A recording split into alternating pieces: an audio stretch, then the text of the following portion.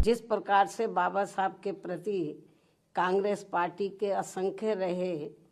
गलत कारनामों को इनके अनुयायी अभी तक भी भुला नहीं पाए हैं और ना ही ये कभी कांग्रेस पार्टी को माफ़ करने वाले हैं, चाहे ये अपने कितने रंग ढंग व चाल आदि भी क्यों ना बदल लें। इतना ही नहीं बल्कि कांग्रेस पार्टी ने बाबा साहब के देहांत के बाद तो इनके नाम को व संविधान निर्माण में रहे इनके अहम योगदान को भी इतिहास के पन्नों से मिटाने की भी पूरी कोशिश की है। हालांकि अपने इस मकसद में ये पार्टी अब तक जरूर कामयाब हो जाती, ये कांग्रेस पार्टी अब तक जरूर कामयाब हो जाती यदि बाबा साहब डॉक्टर भीमराव अम्बेडकर के देहांत के बाद इनके अधूरे रहे कारवा को आगे बढ़ाने के लिए मान्यवर श्री कांशीराम जी अपना पूरा जीवन समर्पित करके वे आगे नहीं आते, जिसको मंजिल तक पहुंचाने के लिए मुझे भी अपनी पूरी जिंदगी समर्पित करनी पड़ी है। इसके साथ ही मान्यवर श्री कांशीराम जी ने बाबा साहब के संघर्ष व इनके कारवा को ख़त्म करने वाली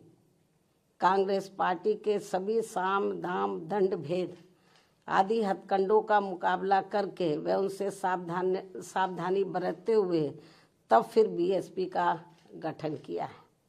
जिससे अब कांग्रेस, बीजेपी व अन्य सभी जातिवादी एवं संकीर्ण मानसिकता रखने वाली पार्टियां किस्म किस्म के हथकंडे इस्तेमाल करके कमज़ोर करने में लगी है। जबकि यूपी में 4 बार बीएसपी के नेतृत्व में रही सरकार ने जिस प्रकार से यूपी की राजधानी लखनऊ में व दिल्ली के नज़दीक नोएडा में भी बाबा साहब डॉक्टर भीमराव अम्बेडकर के सम्मान में अनेकों भव्य व ऐतिहासिक स्मारक, संग्रहालय व स्थल आदि बनाए हैं, साथ ही इनके नाम पर यहाँ अनेकों जनहित की योजनाएं शुरू की गई हैं। नए जिलों के नाम आदि भी रखे गए हैं, जिनमें से बाद में काफ़ी कुछ को समाजवादी पार्टी की सरकार ने बदल भी दिया है, जो इस पार्टी की बाबा साहब के प्रति इनकी नफरत को भी दर्शाता है, जो अब कांग्रेस के साथ मिलकर इनके सम्मान की हवाई बातें कर रहे हैं। इसी प्रकार इन वर्गों से जुड़े अन्य संतों, गुरुओं व महापुरुषों आदि को भी पूरा आदर सम्मान दिया गया है, जिससे अब कांग्रेस व बीजेपी आदि की नींद उड़ी हुई है।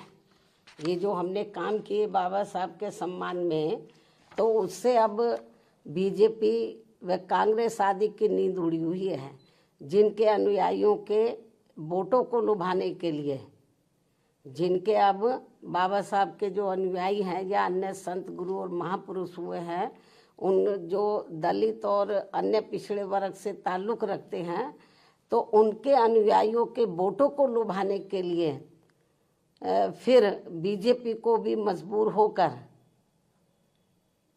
वे अपने दिल पर पत्थर रखकर इनके सम्मान में कुछ कदम भी उठाने पड़े हैं। और अब कांग्रेस पार्टी भी बाबा साहब के दलित व अन्य उपेक्षित वर्गों के वोटों को लुभाने के लिए आए दिन किस्म किस्म की सियासत करने में लगी है।